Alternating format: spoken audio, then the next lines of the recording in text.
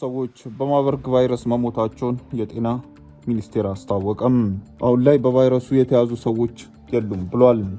የጤና ሚኒስቴር በደቡብ ኢትዮጵያ ክልል ጂንካ ከተማ የማርበርግ ቫይረስ በሽታ ምልክት ታይቶባቸው ሕይወታቸው ካለፉ 6 ሰዎች መካከል 3 ሰዎች የሞቱት በቫይረሱ መሆኑን አስታውቋል። በአሁኑ ሰዓት በቫይረሱ የተያዙ ሰዎች አለመኖራቸውን የጤና ሚኒስቴር ገልጿል። የጤና ሚኒስቴር ዶክተር መቅደስ ዳባ በዛሬው ዕለት በሰጡት ጋዜጣዊ መግለጫ እስካሁን ድረስ 17 የተጠረጠሩ ሰዎች ምርመራ ተደርጎባቸው ከዚህም መካከል 3 ሕይወታቸው በቫይረሱ ያለፈ መሆኑን መረጋገጡ ተገልጿል። በተጨማሪም በምርመራ የተረጋገጠ ባይሆንም 3 ምልክቶች የታየባቸው ሰዎችም ሕይወት አልፏል ብሏል። ዶክተር መቅደስ ከሌሎች ንክኪዎች የነበራቸውን 129 ሰዎች ራሳቸውን ለይተው ክትትል እየተደረገላቸው ይገኛል ሲሉም ገልጸዋል። በአሁኑ ወቅት በሕክምና መስጫ ተቋማት ውስጥ በቫይረሱ የተያዙ ሰዎች የሉም ብለዋል። ይሁን እንጂ ሚኒስቴሯ ምልክት ባሳዩ ሰዎች ላይ የላቦራቶሪ ምርመራ አሁንም እየተካሄደ መሆኑን፣ ናሙናዎችን መሰብሰብና ማካሄድም እንደቀጠሉ እንዲሁም ሂደቱ እንደቀጠለ ለተጠረጠሩ ጉዳዮችም ቤተሰቦች መረጃም እየተሰጠ መሆኑን ገልጿል።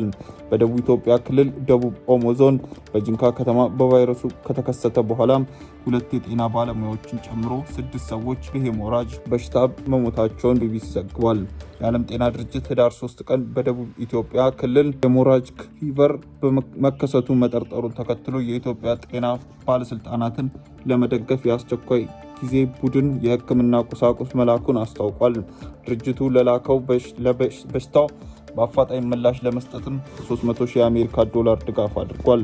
የጤና ሚኒስቴር ህዳር 4 ቀን በወጣው መግለጫ በደቡብ ኢትዮጵያ ክልል በጂንካ ከተማ ከተከሰተው በሽታ መንስኤ በማርበርግ ቫይረስ መሆኑን በኢትዮጵያ ህብረተሰብ ጤና ኢንስቲትዩት ብሔራዊ ሪፈረንስ ላቦራቶሪ በተሰራው የዘረመል ምርመራ መሰረት መለየቱን አስታውቋል። የጤና ሚኒስቴሯ ዶክተር መቅደስ በመንግስት በራስ አቅም ከፍተኛ የላቦራቶሪ አቅም የመገንባት የዘረመል ምርመራ ጭምር በአገር ውስጥ ማድረጉንና በዛሬው ዕለት ከፍተኛ የምርመራ አቅም ያለው ተንቀሳቃሽ ላቦራቶሪም ወደ ጂንካ መላኩን ተናግሯል። ፈጣን ምላሽ ሰጪ ቡድኖች ወደ ቫይረሱ ወደ ተገኘባቸው አካባቢዎች ተልከዋል። የተቀናጀ አስቸኳይ ጊዜ ምላሽ መስጠትም ተጀምሯል ብለዋል።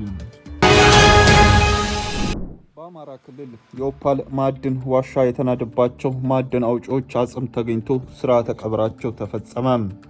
በአማራ ክልል በደቡብ ወሎ ዞን ደላንታ ወረዳ ባሳለፍነው ዓመት ጥር 30 ቀን 2016 ዓ.ም ኦፓል በማውጣት ላይ ሳሉ ዋሻ ተነዶባቸው ሕይወታቸው ያለፈ 8 ወጣቶች አጽም ተገኝቶ ስርዓተ ቀብራቸው መፈጸሙ ተገልጿል።